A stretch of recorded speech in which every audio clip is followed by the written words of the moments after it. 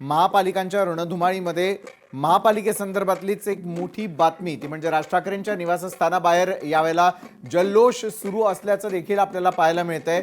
आणि ज्या वेळेला ठाकरेंना मुंबईमध्ये एकूण 6 जागा त्या ठिकाणी जिंकलेल्या आहेत, त्यानंतर हा विजयाचा उत्सव मनसैनिकांच्या चेहऱ्यावरती आपल्याला बघायला मिळतो। शिवतीर्थाबाहेरची ही दृश्य आपण पाहतोय, तर लातूर मनपामध्ये काँग्रेसचा हा विजय झालेला आहे। भावनिक आवाहन करून काँग्रेस विजयी होताना दिसतीये। आणि संभाजीराव पाटील निलंगेकर यांनी या संदर्भातली प्रतिक्रिया दिलेली देखील आपण पाहतोय, कारण सक्षम विरोधी पक्ष म्हणून काम करणार असल्याचं निलंगेकरांनी आता स्पष्टीकरण दिलेलं आहे। एका बाजूला महापालिकांच्या रणधुमाळीतली आणखी एक मोठी बातमी आपल्याला पाहायला मिळते। पुढची ब्रेकिंग न्यूज आहे, लातूर महानगरपालिकेमध्ये काँग्रेसनं विजय त्या ठिकाणी प्रस्थापित केलेला आहे। भावनिक आवाहन करून काँग्रेस विजयी झाल्याचं वक्तव्य यावेळेला निलंगेकर करताना आपल्याला बघायला मिळतात। संभाजीराव पाटील निलंगेकर यांनी या सगळ्या संदर्भात प्रतिक्रिया दिलेली आहे। सक्षम विरोधी पक्ष म्हणून काम करणार असं निलंगेकर म्हणतात। वर्चस्व या निवडणुकीमध्ये झाला असं मी म्हणू शकतो। त्यामुळे काँग्रेसने पूर्ण निवडणुकीमध्ये भावनिक आव्हान करूनच निवडणुकीला काँग्रेस पक्ष समोर गेलेले आणि त्याचा वर्चस्व देखील त्यामुळे झालेला आपल्याला लक्षात येतं।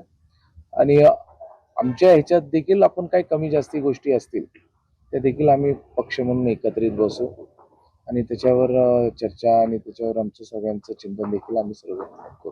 स्वर्गीय विलासराव देशमुखांचं नाव घेऊन भावनिक केलं लोकांना। निश्चितपणे शेवटपर्यंत जरी आपण पाहिलं, इथले जे नेते काँग्रेस पक्षाचे अमित भैया देशमुख यांनी शेवटच्या क्षणापर्यंत, त्यांनी शेवटच्या मोमेंटपर्यंत मतदान त्यांनी विकासावर कधीच मागितलेलं नाही किंवा त्यांनी स्वतःच्या आपण काय लातूरकरांना देणार ह्याच्यावर त्यांनी शेवटपर्यंत मतदान कधीच मागितलं नाही।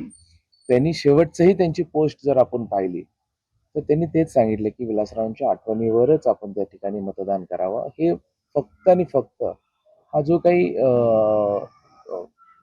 काँग्रेस पक्षाचा एजेंडा होता, त्यांनी विकासावर न जाता भावनेवर गेले आणि मला असं वाटतं की त्याचा विजय हा झाला असं आपण समजू शकतो। काय बद्दल लातूरकरांना? निलंगेकरांची आपण प्रतिक्रिया पाहिलेली आहे। भावनिक आवाहन करून काँग्रेस विजयी झाल्याचं बोलत असताना संभाजीराव पाटील निलंगेकर यांनी आपली ही सविस्तर प्रतिक्रिया अगदी थोडक्या शब्दांमध्ये त्या ठिकाणी मांडल्याची आणि त्या संदर्भातला आपण आलेली लोकशाही मराठीवरची प्रतिक्रिया आपण सगळ्यांनी ऐकली।